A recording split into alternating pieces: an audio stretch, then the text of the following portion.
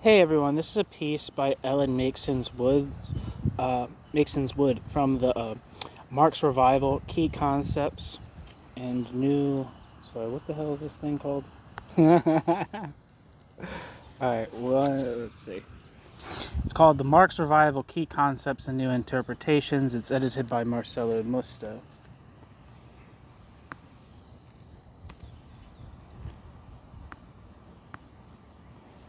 And the piece is called Democracy.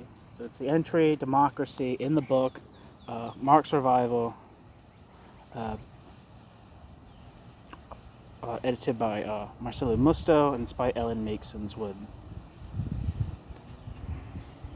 Section 1. Marxist Critique of Democracy.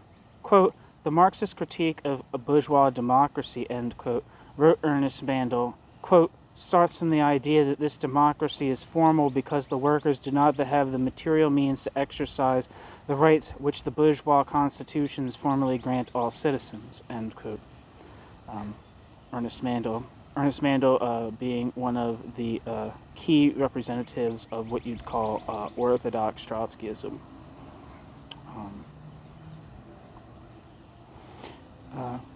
So, for instance, quote, "freedom of the press is just a formality when only the capitalists and their agents are able to get together the millions of dollars needed to establish a daily newspaper," end quote. These observations neatly sum up a standard Marxist critique of, quote, "bourgeois democracy," end quote. Footnote. For an account of how indeed, quote, "bourgeois rights," end quote, and civil liberties can be seen as important from a Marxist point of view, see Norman Garris, The Controversy About Marx and Justice, from New Left Review 150. End footnote. They do not imply that Marxism is in principle opposed to the rights and freedoms associated with, quote, "liberal democracy," end quote. They simply suggest that the, quote, "bourgeois," end quote, form of democracy is bogus, or at least inadequate and incomplete, because it fails to confront the fundamental inequalities of class power which determine political outcomes, even while it may allow for workers' organizations that can partially redress the balance. Yet, to define the Marxist critique in this way is not to say very much.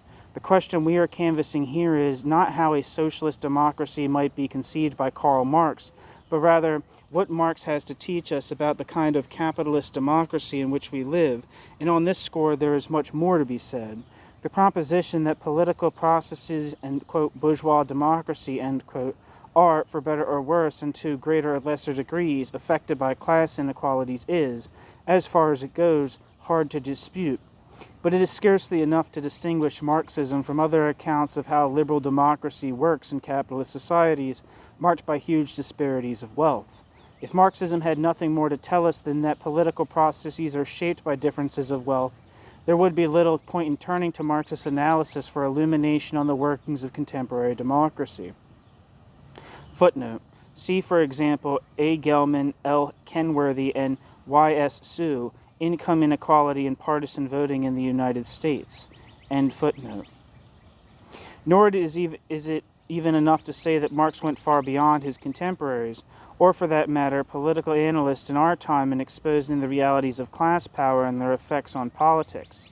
There must be more to Marx's understanding of democracy to justify the claim that it has something truly distinctive and valuable to teach us even now, and indeed, now more than ever. Marx's great insight was not simply that democracy in, quote, "bourgeois," end quote, society was compromised by the inequalities of class power.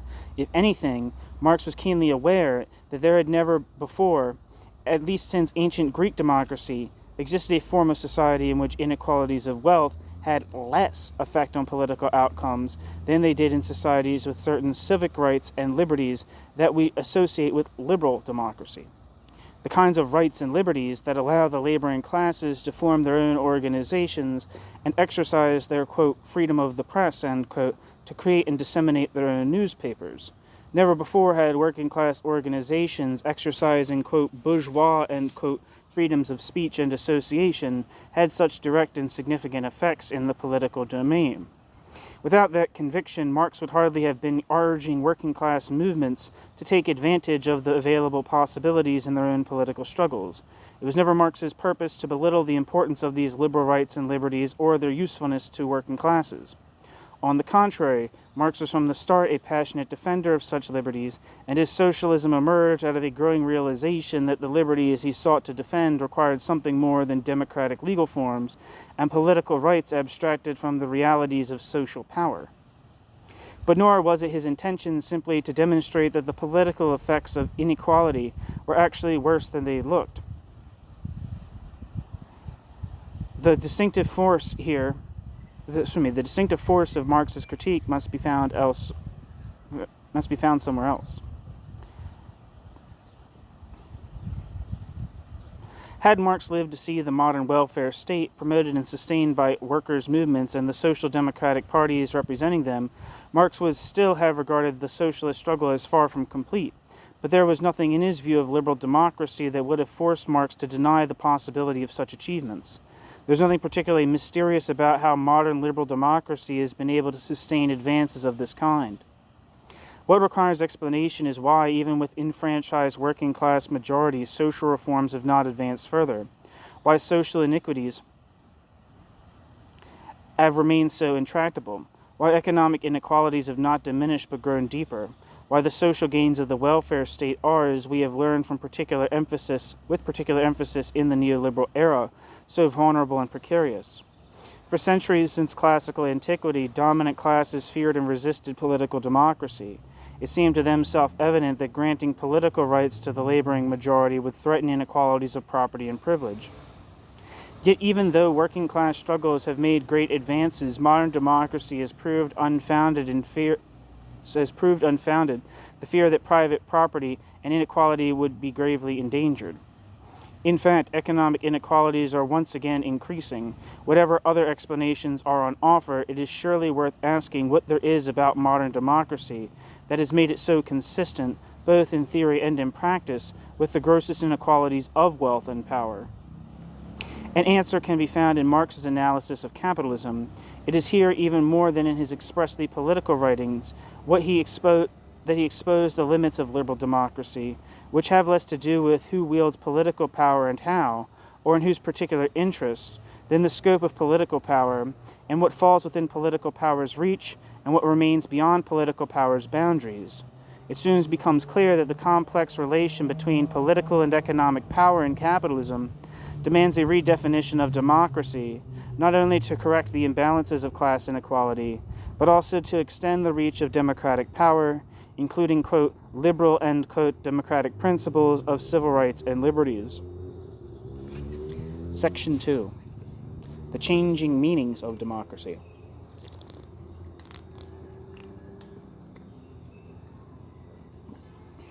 Let us first consider the conventional meaning of democracy.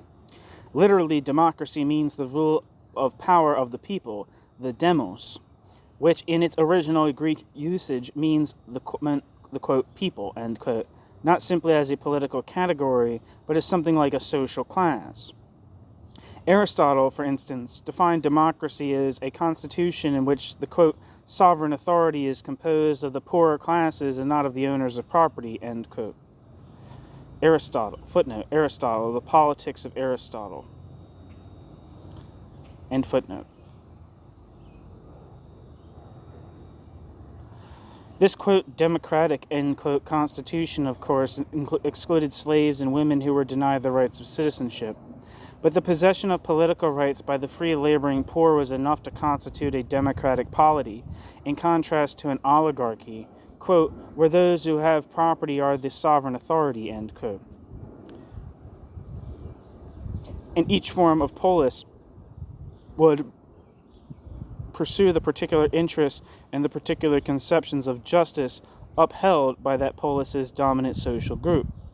This is the sense in which democracy would be understood for centuries thereafter, and for that reason, democracy long remained an object of fear and loathing among dominant classes.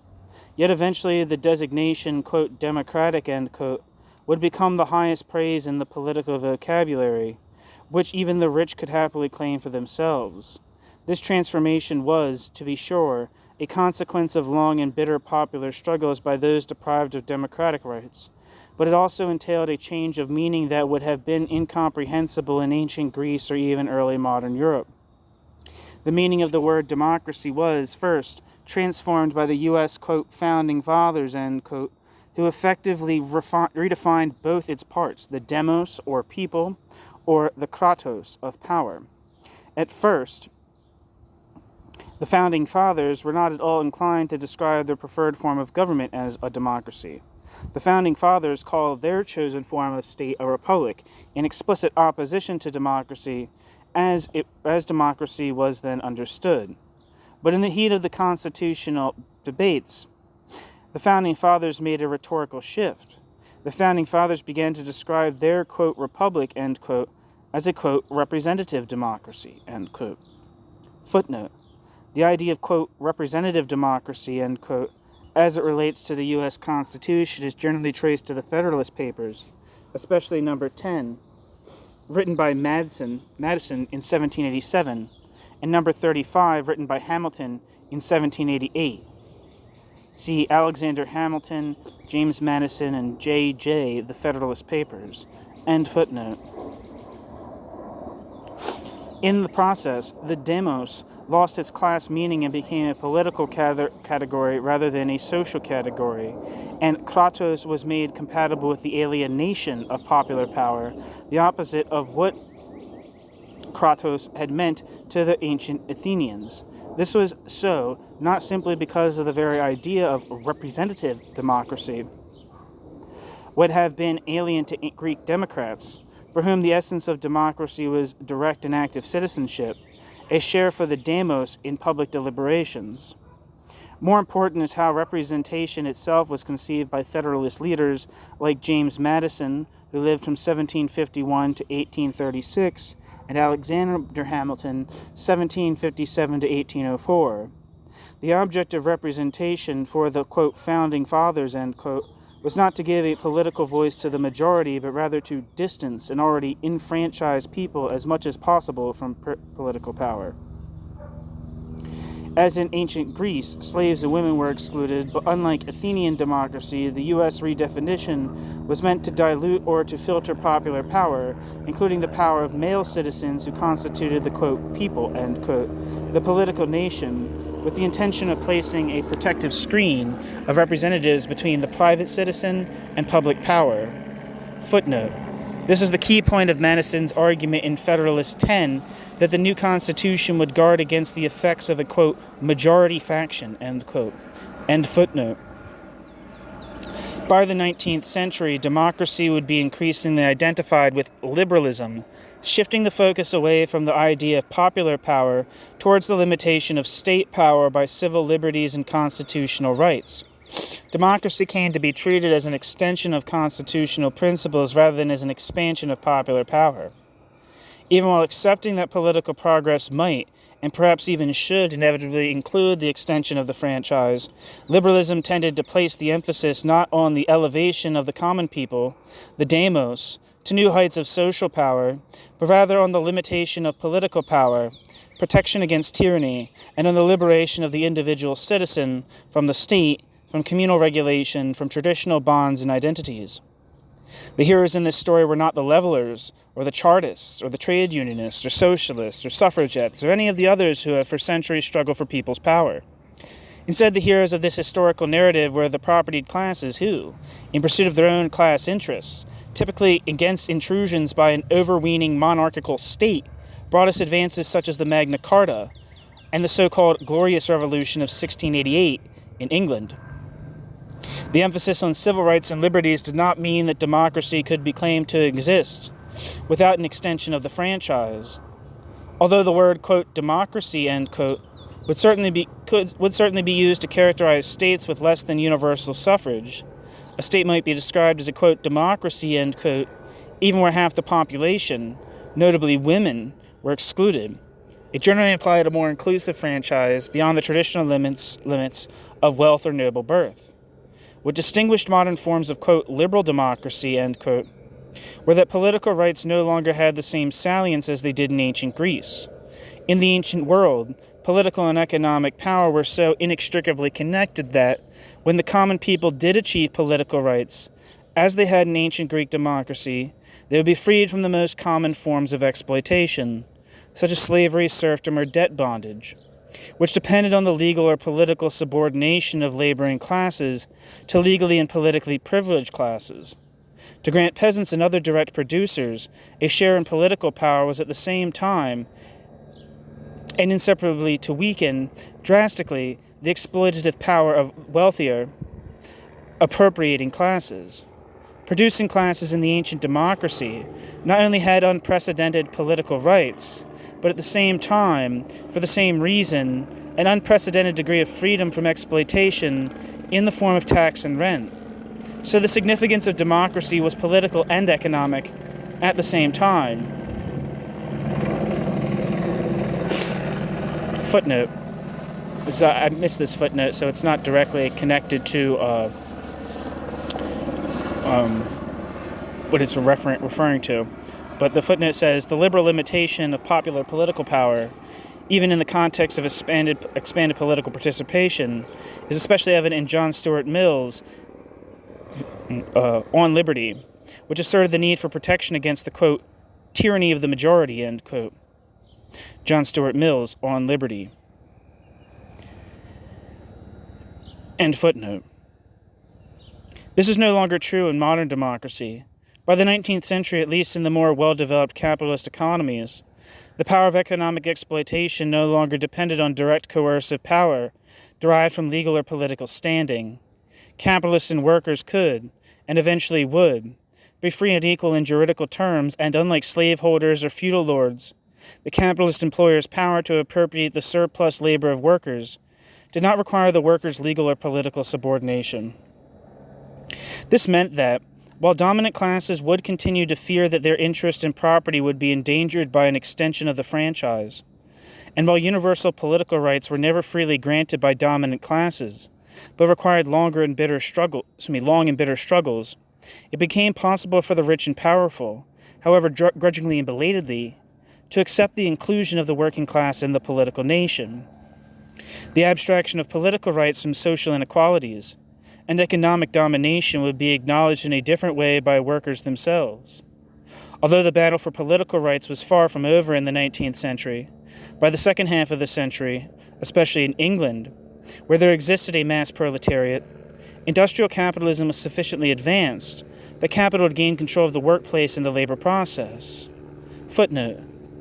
These developments are superbly detailed in E.P. Thompson's The Making of the English Working Class. End footnote. The establishment of a more or less separate economic sphere, with its own system of power, was now complete. The struggle for a democratic franchise by working-class movements began, after the defeat of the Chartists, to give way increasingly to individual struggles. When the franchise finally came, as important as the franchise coming was, the franchise no longer seemed to hold quite the same promise the franchise once had in the eyes of the campaigners for universal suffrage, and the main issues for the working class would increasingly be concentrated in the workplace, in the confrontation between workers and employers over the terms and conditions of work. While the socialist left might lament this development as a decline in working class consciousness, the transfer of struggle away from political domain to the, quote, point of production, end quote, reflected a reality of capitalism and its distinctive configuration of power. Capitalism had made it possible for the first time in history to conceive of political rights as having little bearing on the distribution of social and economic power, and it was possible to imagine a distinct political sphere in which all citizens were formally equal, a political sphere abstracted from the inequalities of wealth and economic power outside the political domain. Political progress, or even the progress of democracy, could be conceived in terms that were socially indifferent, with an emphasis on political and civil rights that regulated the relations between citizen and the state, not the maldistribution of social and economic power among citizens, who in the abstract sphere of politics were equal.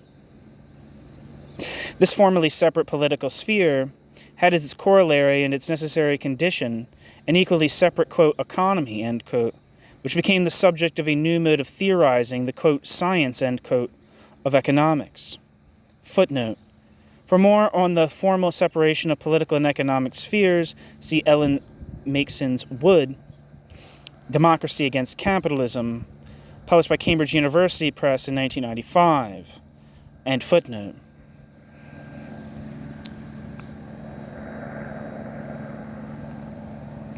Where am I? The classical political economists were not, of course, the first in history to reflect on the process of production, appropriation, and distribution, which are the primary subjects of the economic discipline. But never before the advent of capitalism had it been possible to conceive of these processes as abstracted from, quote, non-economic, end quote, relations and practices, operating according to their own distinct laws, the purely, quote, economic, end quote, laws of the market.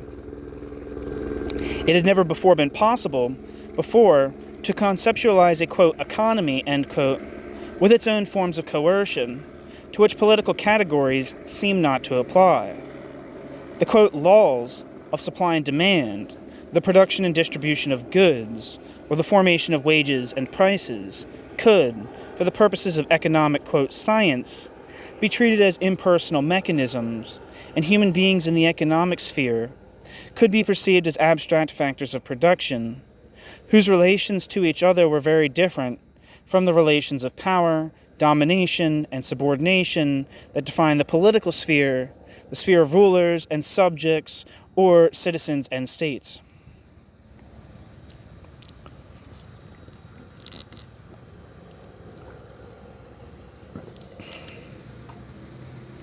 The abstraction of the political sphere from economic inequality and domination, then, characterized both classical political economy and liberal political philosophy. But there was something more. Capitalism made possible not only a neat division of labor between discrete and autonomous, quote, sciences, end quote, but also a view of the world in which, quote, economic, end quote, forms of power and coercion are not recognized as power and coercion at all. In the political domain, it might be necessary to limit excesses of power or to safeguard democratic liberties, but the political principles of liberty and checks on power did not belong in the, quote, economy, end quote. Indeed, a free economy was one in which economic imperatives were given free rein.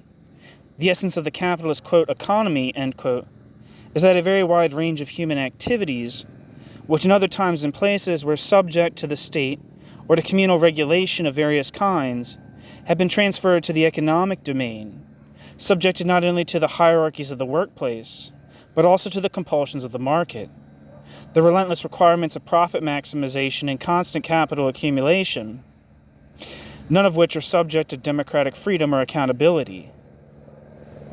Section 3, Marx on, quote, bourgeois democracy, end quote. When Marx launched his public career as a journalist in 1842, Marx's first concern was to defend the very civil liberties that constitute modern liberal democracy, and above all the freedom of the press, against intrusions by the state. Although Marxism would come to be associated with a concept for, quote, although Marxism would become to be associated with a contempt for, quote, bourgeois democracy, end quote, Marx himself never abandoned a conviction that, whatever their limits, quote, bourgeois freedoms were worth gaining and preserving. But Marx very early recognized the inadequacies of formal political and civil rights, abstracted from social and economic realities. Marx very soon began to confront the, quote, social question, end quote, in his journalistic articles. And when he set out to theorize more formally about the state, he sought ways to combine the struggle for purely political democracy with social struggles that challenged the injustices and inequalities left intact by formal democracy. In works like On the Jewish Question, Marx sought to construct a political theory that went beyond the Hegelian opposition of, quote, state and, quote, civil society, a theory of state that would expose the social realities underlying the formal universality and neutrality of the political sphere. The modern state, wrote Marx, had become a, quote, real, end quote, state, when it was transformed from a private affair of the ruler and his servants and turned into a public affair of the people, the result of a political revolution, quote, which overthrew this sovereign power and raised state affairs to become affairs of the people, which constituted the political state as a matter of general concern, that is, as a real state, end quote, Marx on the Jewish question. At the same time, this transformation of the state deprives civil society of any political character. In the Middle Ages, public and private spheres had not been so clearly separated. Organizations in, quote, civil society, end quote, corporate entities, guilds, and estates had a public dimension. But with the decline of feudalism and of feudalism's intermediate bodies, between the private life of citizens and the public domain of the state, civil society was transformed into a sphere of private economic egoism. Quote, throwing off the political yoke meant at the same time throwing off the bonds which restrained the egoistic spirit of civil society. Political emancipation was at the same time the emancipation of civil society from politics, from having even the semblance of a universal content, end quote.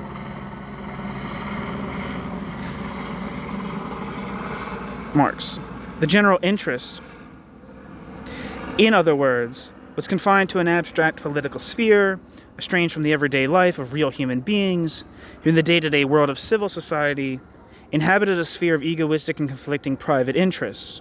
Quote, human emancipation will only be complete, end quote, Marx wrote, when, quote, only when man has recognized and organized, bracket, his own powers, end bracket, as social forces, and consequently no longer separates social power from himself in the shape of political power, only then will human emancipation have been accomplished, end quote, Marx. Excuse me.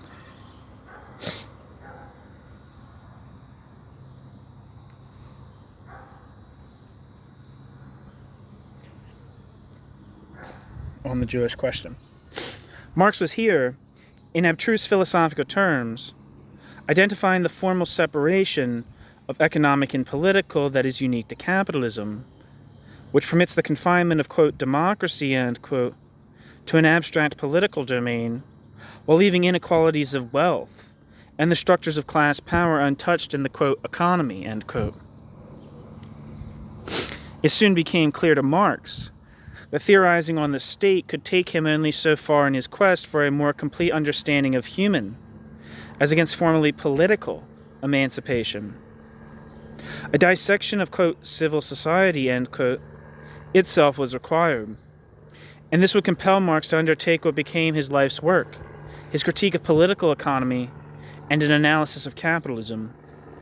The foundations can already be found as early as his economic and philosophic manuscripts of 1844, but before his critique of political economy truly reached its maturity.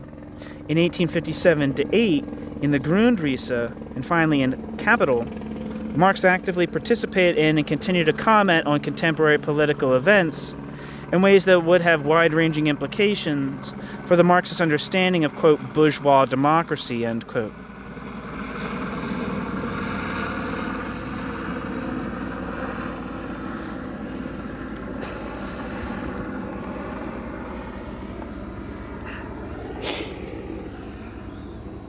The Manifesto of the Communist Party, co-authored with Friedrich Engels, is of course the best known of Marx's political writings, and what stands out for our purposes is the narrative of bourgeois progress that lies at its heart. There is no mistaking the importance these young revolutionaries attached to the advances achieved by the bourgeoisie, however contradictory the consequences were. The progress they ascribed to the bourgeoisie's revolutionary victories was material and political at the same time. Just as capitalism had immeasurably advanced the forces of production, the bourgeoisie had destroyed traditional structures of prescriptive hierarchy and privilege, leaving the political arena open to working class struggles and to a final confrontation between capital and labor. Just as the material advances of capitalism were inseparable from the exploitation of wage laborers, yet at the same time laid the foundations for socialism, the bourgeois republic in 1848 remained an instrument of the dominant class, yet at the same time provided new tools of struggle for the working class. Footnote: for a discussion of the extent to which some leftist critics have turned away from the idea of class, see Ellen Meiksins Wood, The Retreat from Class, a new, quote, true, end quote, socialism, end footnote. The formal rights and liberties of the bourgeois republic allowed for political organization of unprecedented kinds, including a variety of socialist parties, which created a wholly new terrain of struggle.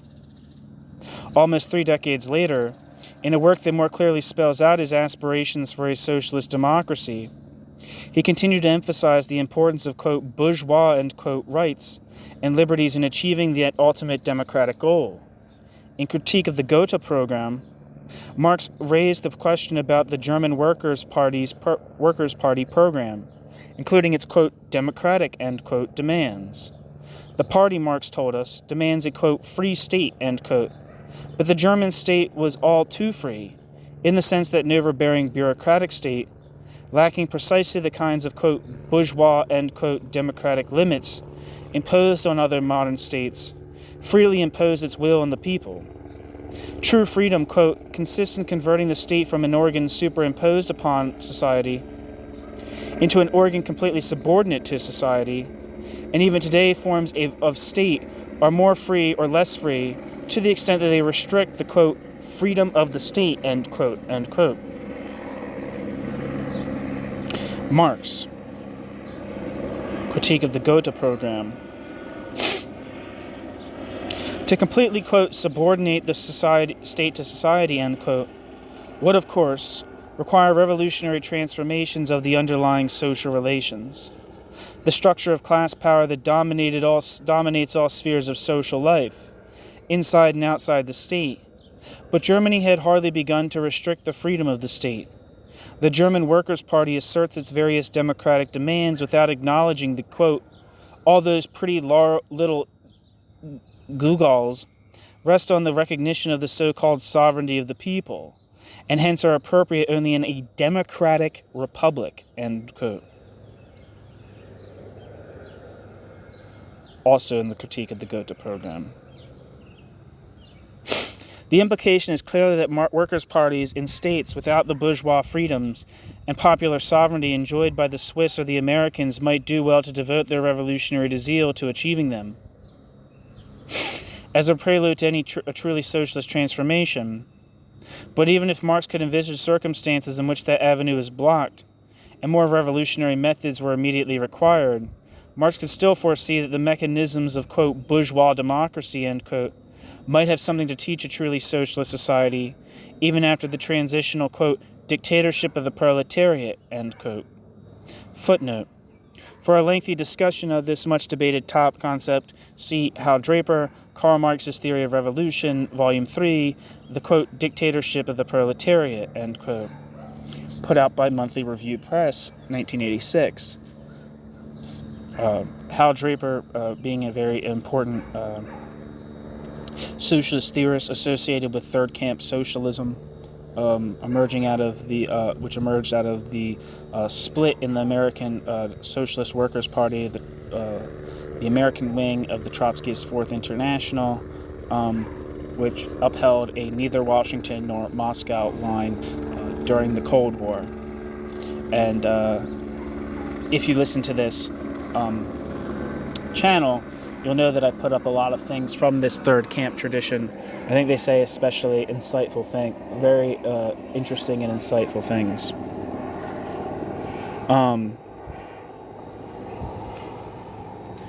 Anyway, back to the text. Quote, what transformation, end quote, Marx asked, quote, will the state undergo in communist society?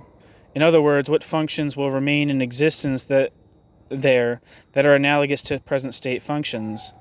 This question can only be answered scientifically, and one does not get a flea hop nearer to the problem by a thousandfold combination of the word, quote, people, end quote, with the word, quote, state, end quote. Marx's critique of the Gotha Program. Much has been said about Marx's conviction that the state in socialist society will wither away, but his formulation of the question in the Critique of the Gotha Program suggests that Marx foresaw a socialist democracy in which some kind of public power still exists, and even the most democratic state will remain a state, which will require restrictions on its, quote, freedom, end quote, something very like the forms, if not the substance, of bourgeois democracy. people within like the, I suppose you could say, radical democratic milieu of like Castoriadis or whatever, and especially Claude Lafleur, I believe, emphasized this self-limitation of public power, right? And that's where you get the very nasty conception of the dictatorship of the proletariat. Not the concept itself, but like its interpretation, which any restrictions upon that public power are viewed as like counter-revolutionary, right? So like, perhaps like inherent dignity of persons, not to be thrown in slave labor camps on usually arbitrary grounds. Maybe they should have a right against that is viewed as like, bourgeois democratic idealist sentimentality or something like that. No, there's this, if there's a public authority of some kind, it fundamentally needs limitations on what it can do to individual persons.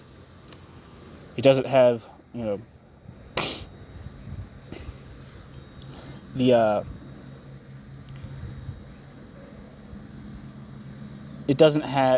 needs to have entitlements that it can't just terminate persons at will.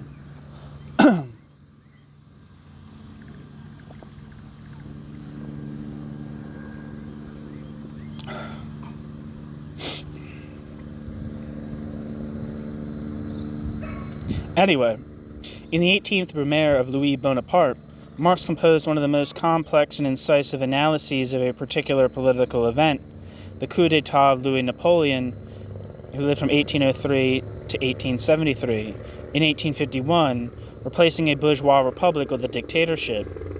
Marx brilliantly navigated all the complexities of this episode, with all its conflicting interests and parties, while situating rapidly moving events in their larger historical context, with an intricate analysis of the social forces in play. He traced the degeneration of a republic into a dictatorship in profoundly illuminating ways. The work is a model of political analysis and deserves to be regarded as a classic, but is not a theory of the capitalist state, and much confusion has been generated by various commentaries that treat, quote, Bonapartism, end quote, as described in the 18th Brumaire of Louis Bonaparte as the essence of the capitalist state. The independence of the Bonapartist dictatorship as it stood above the warring factions, we are told, typifies the, quote, relative autonomy, end quote, of the state, which derives its independence from the conflicts among various class, quote, factions, end quote, that inevitably characterize capitalism. Or else it is suggested that the degeneration of the bourgeois republic into a dictatorship reflects the inevitable tendency of capitalist democracy to limit democratic freedoms in order to sustain the power of capital, which is inevitably threatened by the very democratic forms it has engendered. But the society Marx is so effectively dissecting in the 18th Brumaire of Louis Bonaparte is scarcely capitalist at all, and the very characteristics of, quote, Bonapartism, end quote, that have been singled out as the essence of the capitalist state derived from the non-capitalist features of the Bonapartist state. And its heart is, as Marx tells us, an immense bureaucratic and military organization, a, quote, parasitic body, end quote, in which the, quote, material interests are interwoven in the closest fashion. Here it finds posts for its surplus population and makes up in the form of state salaries for what it cannot pocket in the form of profit, interest, rents, and honorariums. Sorry, that was a quote. I'm going to repeat the quote. I think I missed a quotation mark. Maybe I didn't, but I'm going to repeat it anyway. At its heart is, as Marx tells us, an immense bureaucratic and military organization, a, quote, parasitic body, end quote, in which the, quote, material interests are interwoven in the closest fashion. Here it finds posts for its surplus population. It makes up in the form of state salaries for what it cannot pocket in the form of profit, interest, rents, and honorariums, end quote. The, quote, bourgeoisie, end quote, then, is not fundamentally capitalist. The bourgeoisie's economic interests are too firmly rooted in the state, and the whole parasitic structure in which its material interests lie predates the revolution. Quote, all revolutions perfected this machine instead of breaking it. The parties which alternately contended for domination regarding the possession of this huge state structure as the chief spoils of the victor, end quote. Marx. And that's from the 18th Brumaire of Louis Bonaparte.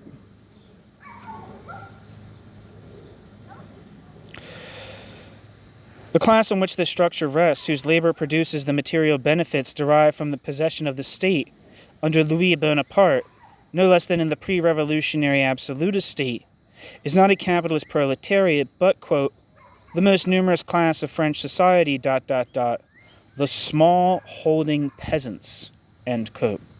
Marx, 18th Brumaire.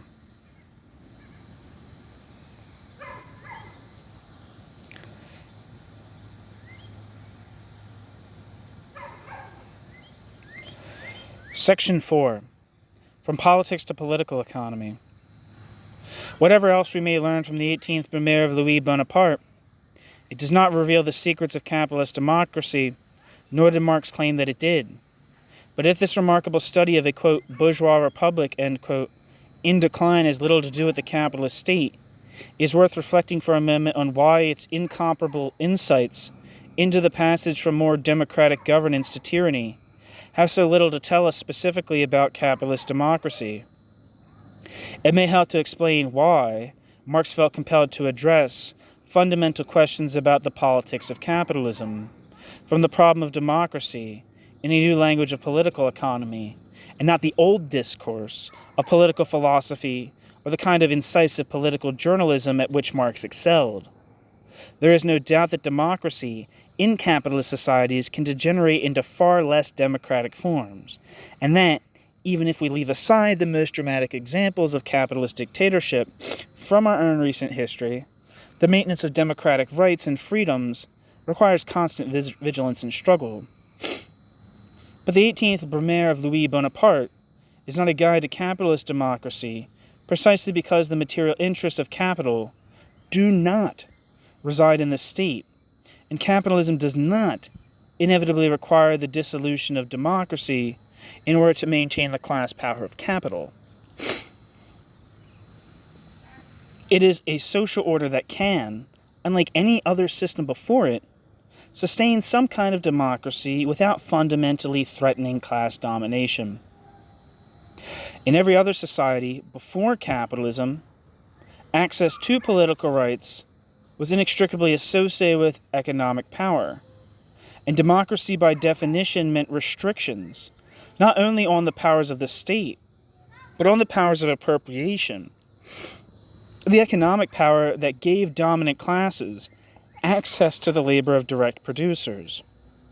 This remained true of the Bonapartist state, with its reliance on the state as an instrument of appropriation from the peasantry.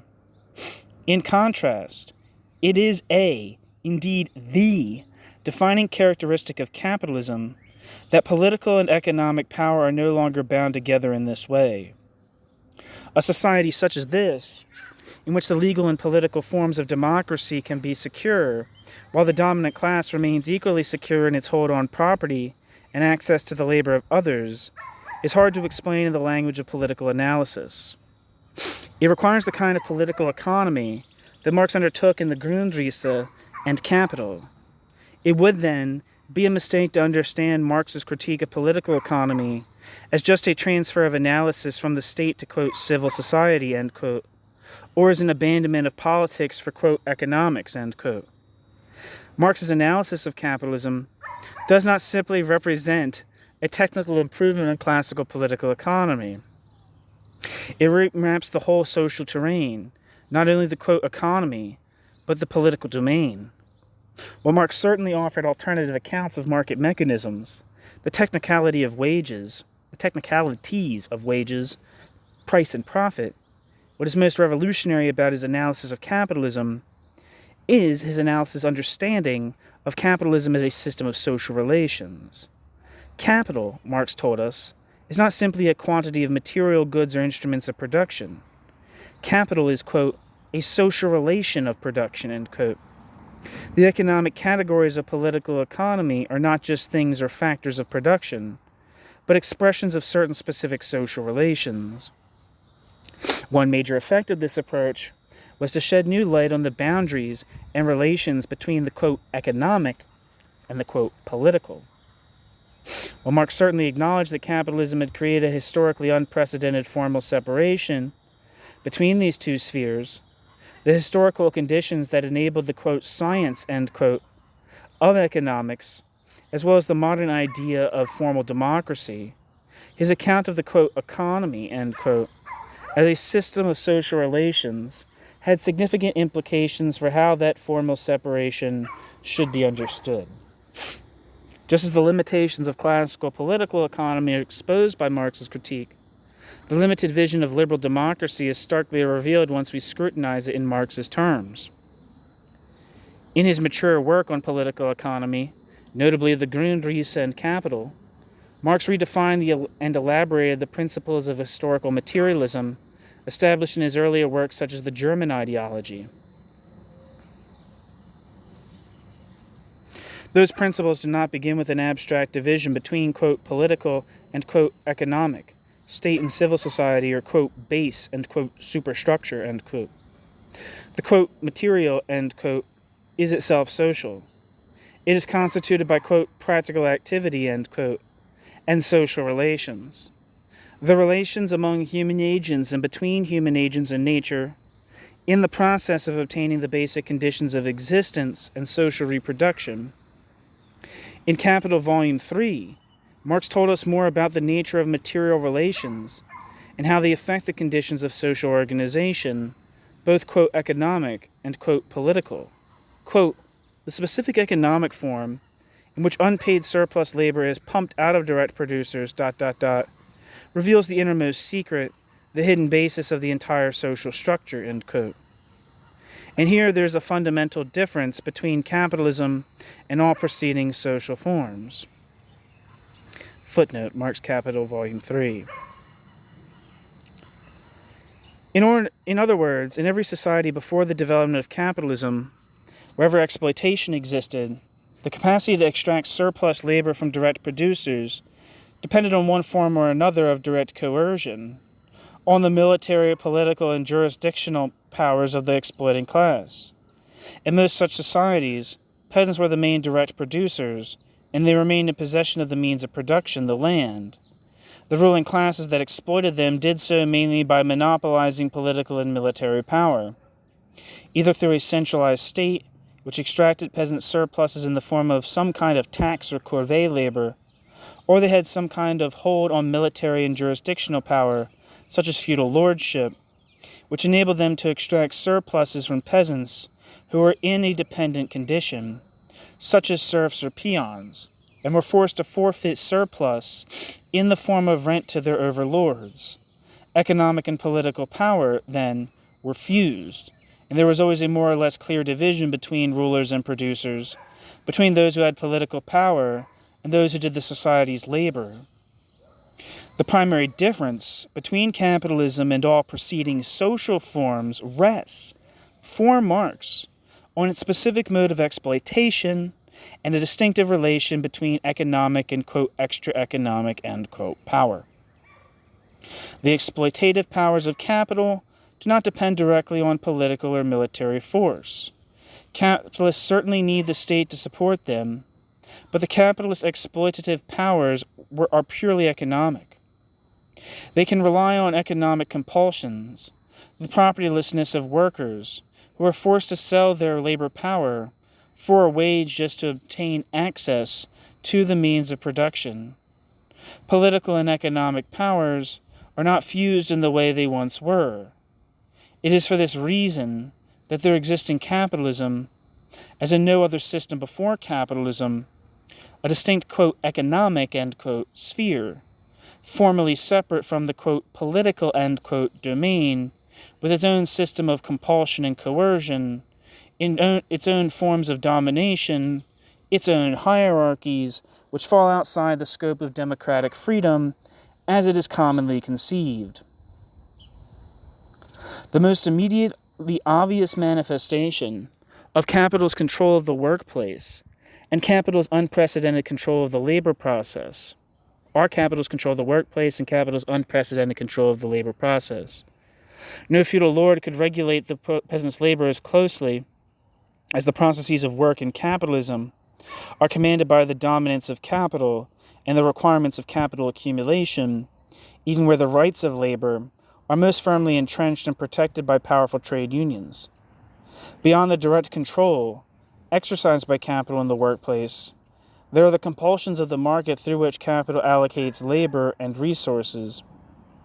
These compulsions of profit maximization and constant capital accumulation, which subordinate human needs, ecological sustainability, and even the organization of time to the requirements of profit, are truly systemic imperatives, and every sphere of life that comes within their field of force, every sphere of life that is commodified, falls outside the reach of democratic control or accountability.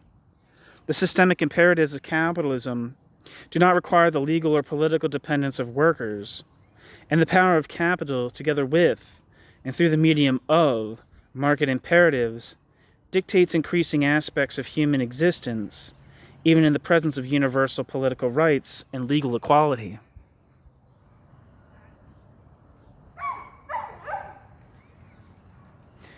Section 5.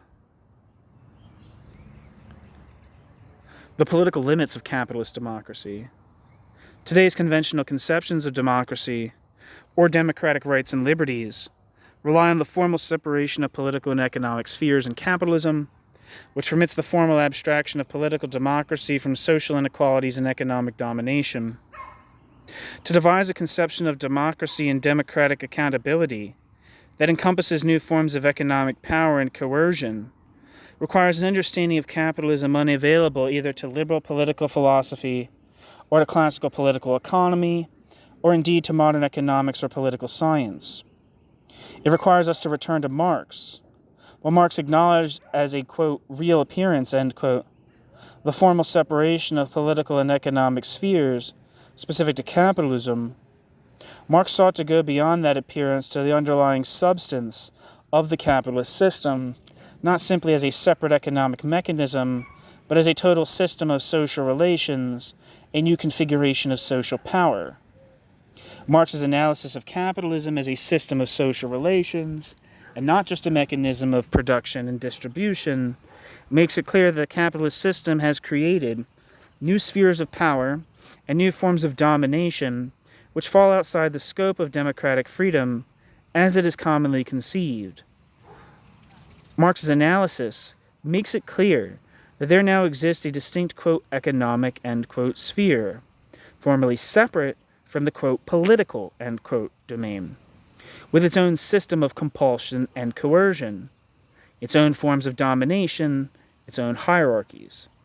The basic condition of the capitalist system is the naked exposure of all individuals to market imperatives, by means of the dispossession that compels people to sell their labor power for a wage, by means of the, quote, privatization, end quote, of any social goods and services that stand between people and dependence on the market, and so on. Footnote. For a discussion of this dispossession, see G. Kennedy, Diggers, Levelers, and Agrarian Capitalism, Radical Political Thought in 17th Century England, and footnote. Where am I? In the political sphere, the sphere where human beings operate as citizens rather than as workers or capitalists, it is possible for them to exercise their rights as citizens without intruding on the power of capital in the economic sphere. Even in capitalist societies, with the tradition of strong state intervention, the fundamental economic powers of capital can be left largely intact by the extension of political rights. This also means that political change has no immediate consequences in the transformation of society, and the translation of political power into economic and social gains is mediated in historically unprecedented ways. With so much of human life governed by the structures, processes, and principles of the capitalist economy, It is not enough to say that popular movements of one kind or another could, in principle, take hold of the state apparatus by peaceful electoral means and could, if they chose, then effect major social transformations. It is undeniable that socialist or social democratic parties have brought about significant improvements in the life conditions of a capitalist society, but these have proved precarious. Even with secure possession of political power and the strongest political will, there remains a massive gulf between political and economic change. Controlling and transforming the, quote, economy, end quote, with its own structure of power and compulsion requires a massive effort quite distinct from and beyond possession of the state.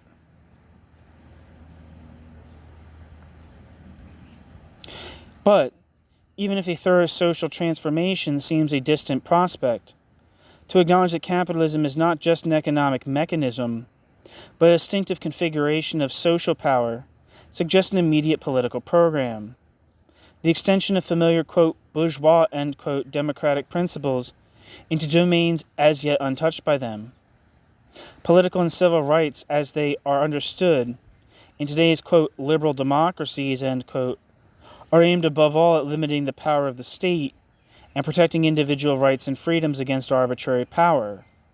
If capitalism has created its own distinct structure of power, we have to find ways of conceptualizing democratic liberties and rights that encompass these other forms of power too.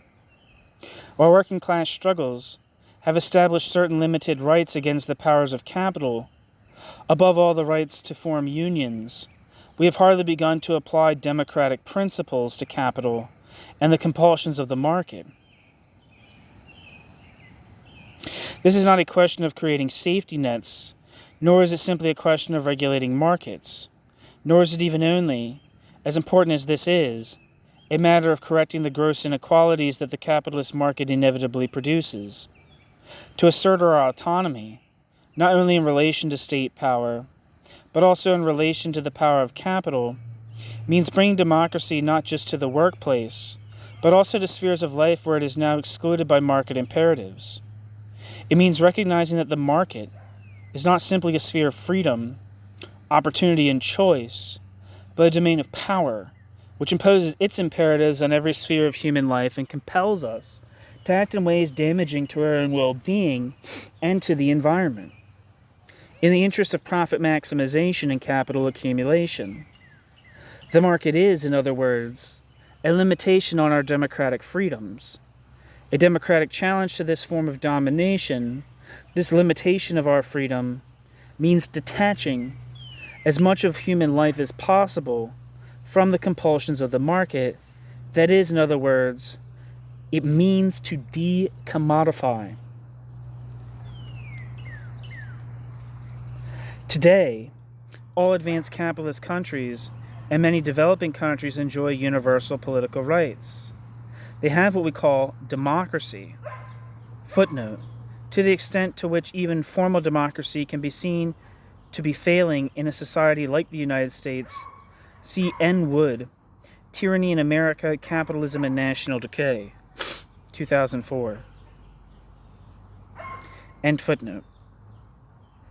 But much of what governs our everyday lives has been put outside the reach of democratic accountability, governed instead by the power of capital and capitalist economic imperatives. It is one of the paradoxes of our time that everyday governments everywhere are deliberately putting more and more of our lives out of democratic reach to be ruled by market imperatives. Markets have intruded even into social services that have previously been protected from them. Footnote: for instance, the National Health Service in the United Kingdom has increasingly been subjected to market principles, beginning with New Labour, while in the United States, health reform has strengthened the sway of the market by further empowering private insurance companies. End footnote. The consequence of increasing commodification has been not only to narrow the scope of democratic governance, but also to increase inequality and all the social ills that follow from it. Footnote: on the overall deleterious effects of social inequality, see, for example, R. Wilkinson and K. Pickett, The Spirit Level, Why Greater Equality Makes Society Stronger, End footnote. If democracy has anything to do with power, how, by whom, and over what it is exercised, it must be redefined to include a whole range of human activities that now fall outside its reach. And if democracy has to do with checks on arbitrary power, it must embrace the assertion of rights and liberties not against only the powers of the state, but also against those forms of power lodged in the, quote, economic, end quote, sphere. Our freedoms in a capitalist democracy are constrained far more by the economic imperatives of the market than by the actions of the state, and markets are subject to no democratic accountability. Democracy requires, at the very least, that our liberties be protected by checking the, quote, freedom, end quote, of the economy, just as we check the, quote, freedom, end quote, of the state. It would be a major democratic advance if the principles of, quote, bourgeois democracy, end quote, bourgeois democracy's liberal rights and freedoms were extended into the economic domain, from which capitalism has excluded them. If, for example, what are now called social and economic rights were treated as no less basic entitlements than our civic and political rights in a liberal democracy. But we should have no illusions about the possibility of compelling the market to operate according to principles other than its natural imperatives, however much we, quote, regulate, end quote, it. Wherever the market prevails, so will the compulsions of profit maximization, and to extend rights and liberties into the economic spaces from which they are excluded requires that the provision of certain basic goods and services is not dependent on the maximization of profit. The extension of democracy, in other words, requires decommodification. But a truly democratic, quote, economy, in which power really did belong to the people, would by definition mean the end of capitalism. The end. Thank you so much for listening. I'm going to read the references. It's only like a page, so if you want to continue listening to that, you should, but if not, you can stop listening now. Alright, so, references.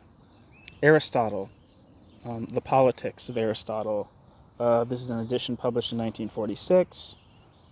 Next up is Hal Draper's 1986, Karl Marx's Theory of Revolution, Volume 3, the, quote, Dictatorship of the Proletariat, end quote. Next is Andrew Gelman, Lane Kenworthy, and Yu Sung Soo, 2010, Income Inequality and Partisan Voting in the United States, from the Journal of Social Science, the Journal Social Science Quarterly, 91, issue 5. Next is Norman Garris, 1985, The Controversy About Marx and Justice. Next is Alexander Hamilton, James Madison, and John Jay, 1961, The Federalist Papers. Jeff Kennedy, 2008, Diggers, Levelers, and Agrarian Capitalism, Radical Political Thought in 17th Century England. Ernest Mandel, on 1969, on Workers' Democracy. Marx, The Economic and Philosophic Manuscripts of 1844. Marx on the Jewish Question. Marx, the 18th Premier of Louis Bonaparte. Marx, Critique of the Gotha Program. Marx Capital, Volume 3. Karl Marx for Friedrich Engels, The Manifesto of the Communist Party. John Stuart Mill, on Liberty. E.P. Thompson, The Making of the English Working Class. Richard G. Wilkinson and Kate Pickett, 2011, The Spirit Level, Why Greater Equality Makes Society Stronger. Ellen Meiksins Wood, The Retreat from Class, A New, quote, True, end quote, Socialism, published from 1986. In 1995, Democracy Against Capitalism. Finally, Neil Wood, Tyranny in America, Capitalism and National Decay. Thanks for listening.